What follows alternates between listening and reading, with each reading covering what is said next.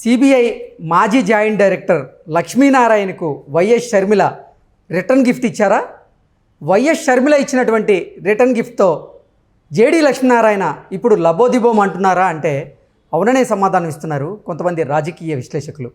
ఇక ఇదే అంశానికి సంబంధించి మనతో మాట్లాడేందుకు ప్రముఖ రాజకీయ విశ్లేషకులు కృష్ణకుమారి గారు మనతో ఉన్నారు. మేడంతో మాట్లాడదు. మేడం నమస్తే. మేడం నమస్తే. ఆమె అయితే రిటర్న్ గిఫ్ట్ ఇచ్చారు. ఏ రకంగా మేడం? ఇప్పుడు అసలు ఈ పార్టీ పెట్టిందే లక్ష్మీనారాయణ మోదీ ప్రోద్బలంతో పెట్టాడు. కొంతమంది మోదీ ప్రోద్బలంతో పెట్టారంటున్నారు. అసలు లక్ష్మీనారాయణ గారితో జగన్మోహన్ రెడ్డి జై భారత్ అనేటువంటి పార్టీని పెట్టించారు. సో ఆయనకి మీడియాలో స్పేస్ దొరికింది మొన్నటి వరకు. ఇప్పుడు షర్మిల గారి రాకతో ఆయనకి ఉన్నటువంటి మీడియా స్పేస్ పోయింది. ఆ రకంగా షర్మిల రిటర్న్ గిఫ్ట్ ఇచ్చారు. అయితే ఆయన నోట్లోంచి వచ్చిన మాటలు ఏవైతే ఉన్నాయో, జేడీ లక్ష్మీనారాయణ నోట్లోంచి వచ్చిన మాటలను బట్టి ఖచ్చితంగా మోడీయే పెట్టించాడు అనేది నమ్మకం కలుగుతుంది. ఎట్లా అంటే, నేను గుజరాత్ మోడలుగా రాష్ట్రాన్ని తీర్చిదిద్దుతాను అన్నాడు.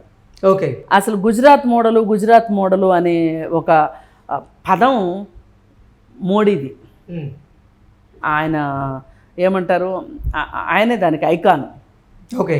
ఆయన ఈ రోజుకి గుజరాత్కి ముఖ్యమంత్రి ఎవరు అంటే చెప్పలేరు పేరు. తక్కువ అందరికీ గుర్తొచ్చేది మోదీ గారి పేరే గుర్తొస్తుంది.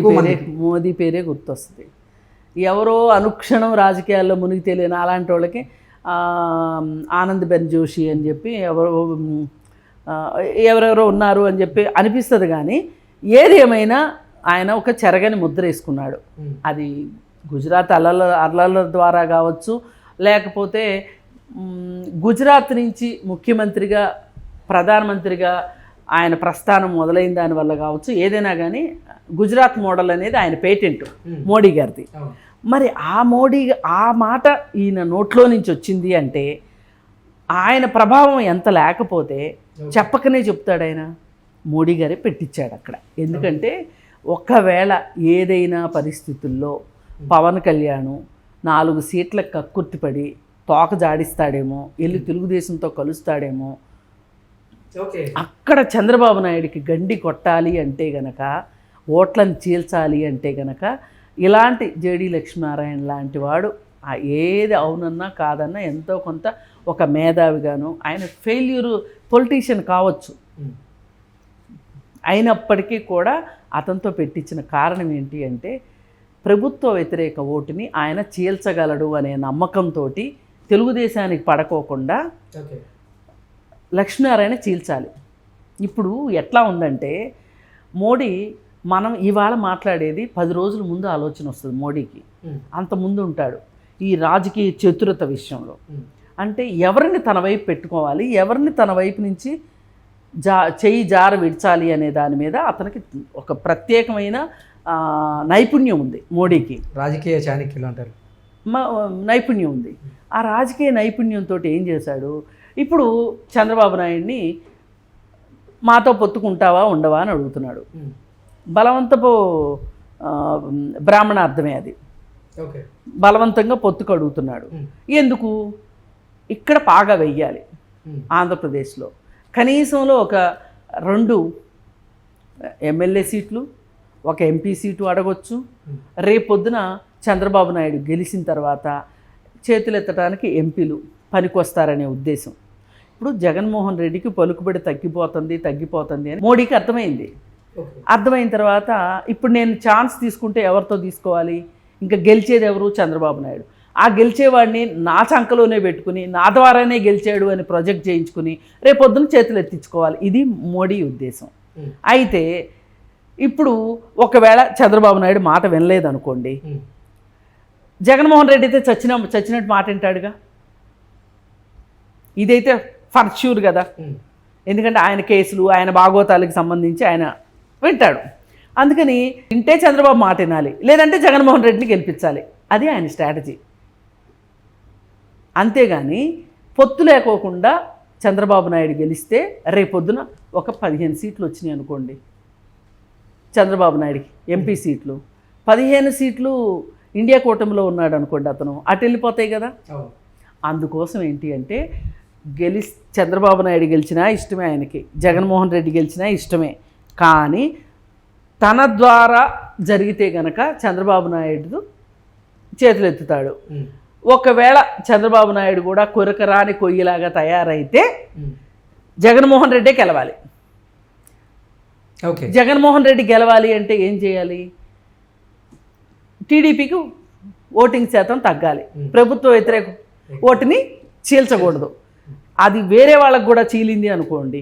ఇప్పుడు పవన్ కళ్యాణ్ ఇప్పుడు దాకా పాట పాడిన పాట ఏంటి? నేను ప్రభుత్వ వ్యతిరేక ఓటు చీలనివ్వను అని చెప్పాడు. ఆ ఉద్దేశంతో కానీ లేదు అనుకుంటే ఎమ్మెల్యే టిక్కెట్లకు ఆశపడి కానీ పవన్ కళ్యాణ్ అటు వెళ్ళాడు అనుకోండి, మోడీ చేతిలోంచి జారిపోయి తన పార్టీ బతకాలి, తనకు ఒక ఐడెంటిటీ ఉండాలి అంటే మోడీ మాట వింటే ఎక్కడ అవుతుంది పవన్ కళ్యాణ్కి? అందుకని ఏం చేస్తున్నాడు, పవన్ కళ్యాణ్ తోక జాడిచ్చినా సరే ఇంకొక తోకను రెడీ పెట్టాడనమాట, నంబర్ 2 రెడీ పెట్టాడు. అయితే ఇంత జరిగిన తర్వాత ఇప్పుడు డామిట్ కథ అడ్డం తిరిగింది లాగా షర్మిల వచ్చేసింది రాజకీయాల్లోకి, కాంగ్రెస్ పార్టీ తరఫున వచ్చింది కదా. అక్కడ ప్రదేశ్ కాంగ్రెస్ అధ్యక్షురాలు అయింది, పిసిసి ప్రెసిడెంట్ అయింది. పిసిసి ప్రెసిడెంట్ అయితే మరి ఇప్పుడు ప్రెస్ అంతా అటెన్షన్ ఎవరికి వెళ్ళింది? షర్మిలాకి వెళ్ళింది. ఇది ఊహించని విషయం, ఇలా జరుగుతుందని అనుకోలే, జరిగింది. జరిగేసరికి ఇప్పుడు పచ్చివెలక్కాయ పడింది ఎవరికంటే మోడీ సంగతి తర్వాత ఎప్పుడో సంగతి. ఇప్పుడు జేడీ లక్ష్మీనారాయణకి ఆ స్పేస్ అనేది లేకుండా అయిపోయింది. అది రిటర్న్ గిఫ్ట్.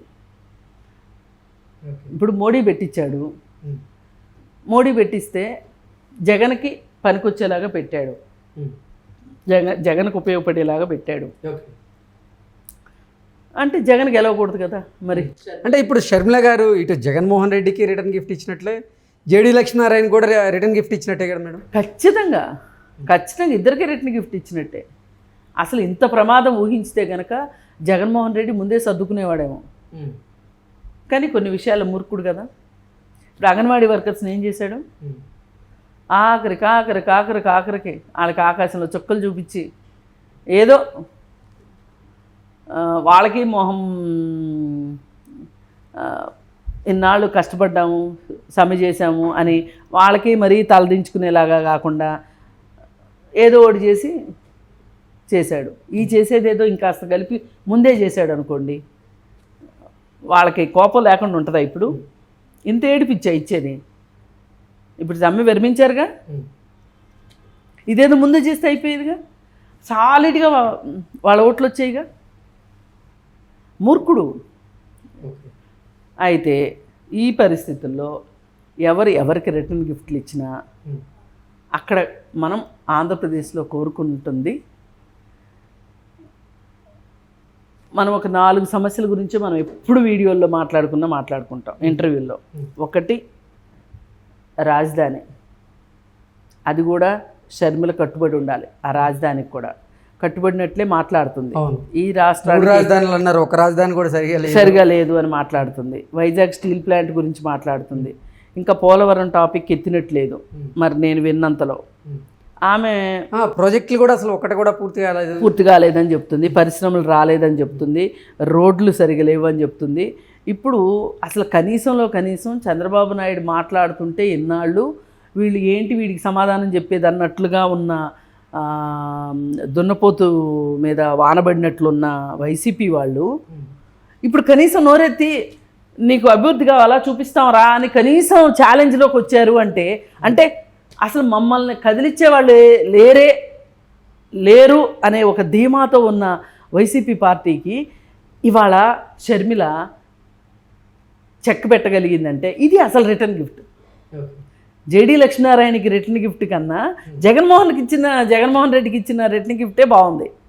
అసలు కనీసం వీళ్ళు అమ్మో సమాధానం చెప్పకపోతే కుదరదు, పరుగు పోద్దేమో అని అన్నట్లు అప్పటికప్పుడు నిద్రలేచి మొహం కడుక్కుని సమాధానం చెప్తున్నారు. వీళ్ళు ఛాలెంజ్కి సిద్ధం అవుతున్నారు. అంటే అది కూడా మేకపోతే గాంభీర్యమే, నిజమైన ఇది కాదు. ఇప్పుడు లెక్కలు చెప్తున్నారు, మేము ఎన్ని కోట్లు తెచ్చామో తెలుసా, కేవలం రోడ్ల కోసమే తెచ్చాము, రోడ్ల గురించి ఇలా మాట్లాడతారా అంటున్నారు. ఇంతవరకు ఇన్నాళ్లలో ఇంతమంది మాట్లాడుతుంటే ఒక్క రోజన్నా రోడ్ల గురించి ఇన్ని వీడియోల్లో మాట్లాడుతుంటే ఒక్కళ్ళన్నా సమాధానం చెప్పారా? మరి షర్మిల చెప్పించగలిగిందిగా సమాధానం. ఓడనివ్వండి గెలవనివ్వండి, ఆమె రాజకీయాల్లోకి వచ్చిన ఉద్దేశం అయితే నెరవేరుతుంది.